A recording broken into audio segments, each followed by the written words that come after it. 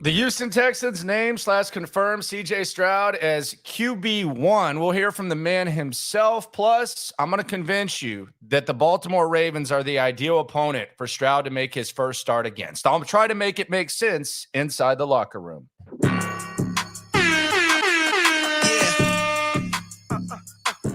Yeah, it's the locker room on YouTube. You know what it is. Let's get it. Hey, locker room. Yeah, we in the locker room. Texas talk. Yeah, you know what we about to do. Localize every angle's what we really do. We the source. Welcome to the locker room, number one source for Texans daily digital content. I'm Landry Locker. You can hear me Monday through Friday, 10 to 2 Central on Sports Radio 610 and the Odyssey app. Subscribe, like, ride along. This is the number one source for Texans digital content. Number one source for radio content is In the Loop 10 to 2 on the Odyssey app. We talk to players throughout the week. We talk to coaches.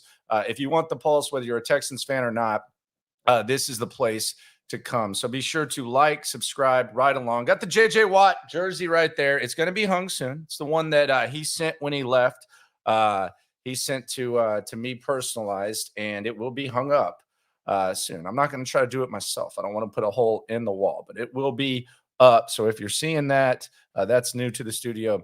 That will be up. Something that's kind of new and something that's not really new. CJ Stroud, QB1. They've told us that he was the quarterback one from the very beginning. They being the Houston Texans. He's been taking the first team reps for damn near 3 weeks. So we knew that, but they finally made it officially official as the Texans confirmed CJ Stroud as their starting quarterback. Now, big task ahead, because in less than 2 weeks, he's going to have to face the Baltimore Ravens, one of the better defenses in the NFL last season, and one of the best defenses in the NFL for a long time, and a tough place to play in Baltimore. But I'm going to tell you why this is actually the perfect opponent for CJ Stroud, and I'll make it make sense at the end of this video. Speaking of that, be sure to comment. Let me know if you think I'm crazy. Let me know if you think that CJ Stroud should have been quarterback one.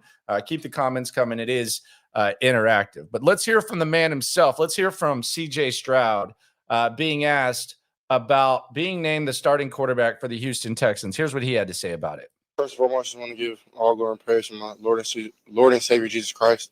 Just have another opportunity, man. It's a blessing to be able to play this game, especially in the league, man. Like a place like the Superdome, definitely was a blessing to be out there.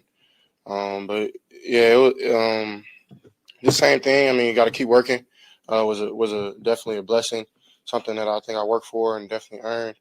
But at the same time, nothing else really changes. I'm still going to work like the way I'm working, even more now. So blessed enough to be able to be a starter so young in this league, which is the easiest thing to do. But I know my coaches have trust and faith in me, so I'm going to go out there and try to do my best.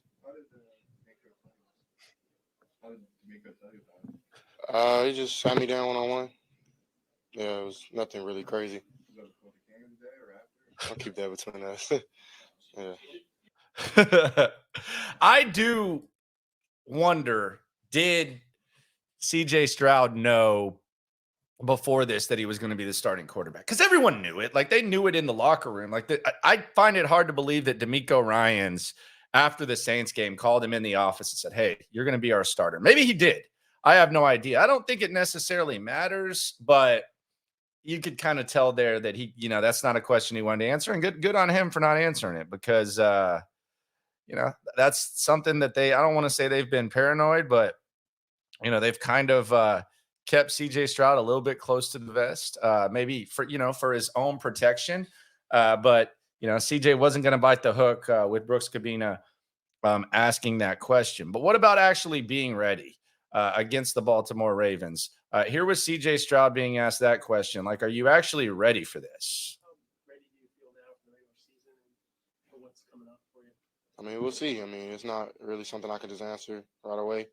I got to go out there and practice this week and get ready for Baltimore and work really, really hard to try to better myself and be as best I can when it's time to go line up against those guys. So really excited to do that. But, I don't know if I'm ready or not. Well, God willing, I will be, and I think I am. So we'll see what happens. And again, this has as much to do with Bobby Slowick and the rest of a squad as it does anyone. Before I lay out the case for why I think Baltimore is actually the perfect situation for CJ Stroud, you got to hear me out on this. It'll make sense. I promise it will, or at least in my mind it will. Maybe not in yours. Let me know in the comments. Let me know at Landry Locker on social medias. The one thing that CJ did from the very beginning, and there were obvious highs and lows with his first training camp, but the one thing he did from the beginning is he went over the locker room. His teammates were on site. I was there when he was selected. They were pumped. They were very, very excited. Damian Pierce, the other second-year guys, they were excited. You've seen Titus Howard say he's looking forward to blocking for him. Hell, Titus Howard's busting his ass to be ready against Baltimore. He's out there running around in his uniform. Laramie Tunsil called him QB1. I've been joined by Shaq Griffin. He's talked about, how the team's kind of gravitating towards him, although we don't know if Shaq Griffin's going to be on the team with cut downs tomorrow. So keep an eye on that. Nick Caserio, by the way, going to speak at 1:30 on Wednesday about cut downs, cutting it down to 53. But we've heard a lot of guys, Dalton Schultz, talk about, CJ Stroud as if he is the starting quarterback. And I don't know, at the quarterback position, winning over the locker room is a pretty important thing to do. And that's something that CJ Stroud, it was a natural thing for him. Now, does that say more about him or Davis Mills or whatever? Who knows? But so now all eyes shift to Baltimore, one of the best organizations in the NFL, one of the toughest places to play. And I got to tell you, I think this is the perfect opponent for CJ Stroud. And I will lay out why I believe Baltimore is the ideal opponent. I've been talking about this for a while, but now it's a lot more topical because the time is coming. And I mean, before we know it, it'll be here. One reason why I believe that Baltimore is the ideal opponent is you have time to prep. You have time to prepare for the Baltimore Ravens. The Texans are they might have already been doing it anyways. I don't know how much tape they were watching of the Saints in preseason. You're preparing for the Baltimore Ravens. How many times do you see an inferior team in college football at the beginning of the season? How many times do you see that team get up for the other opponent because they had a lot of time to get ready for them? It happens often. In the NFL, most games are close, but how many times do you actually see that? Baltimore doesn't know about the Texans defense. Texans don't know about their offense. So that's going to be an interesting matchup nonetheless with the two systems. But Baltimore's defensive system is the same.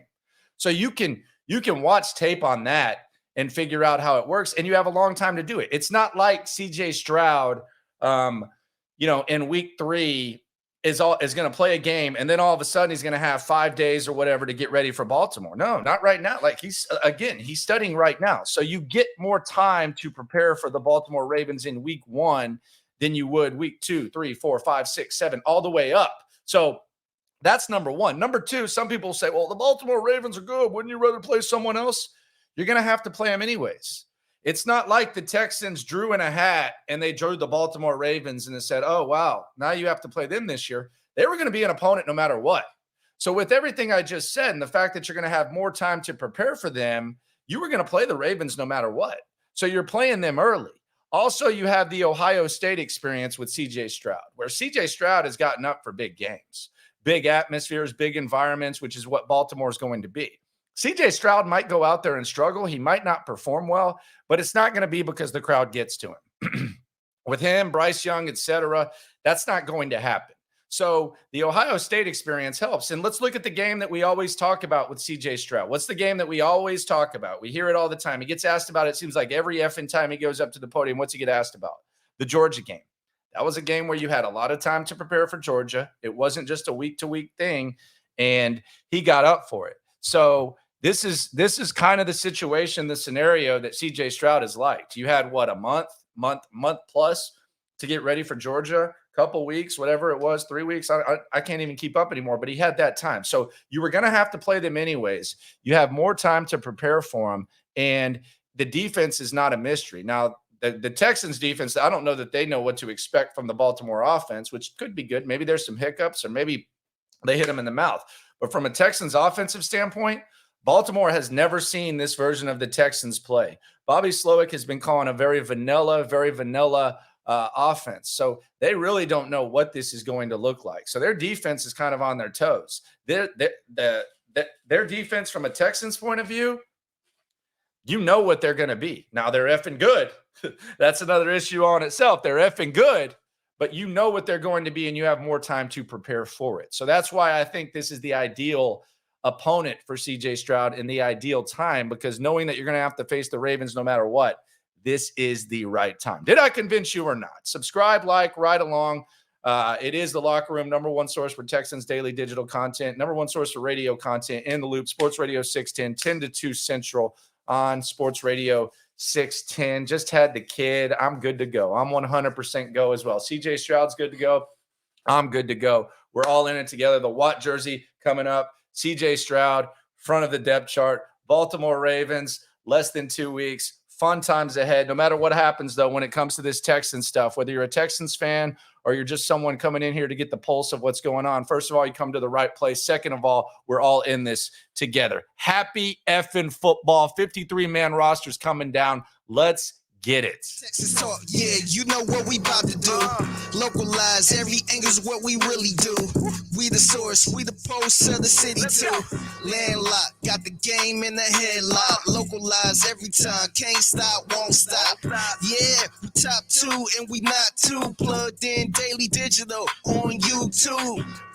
We got taste for days, opinions to give, we got takeaways.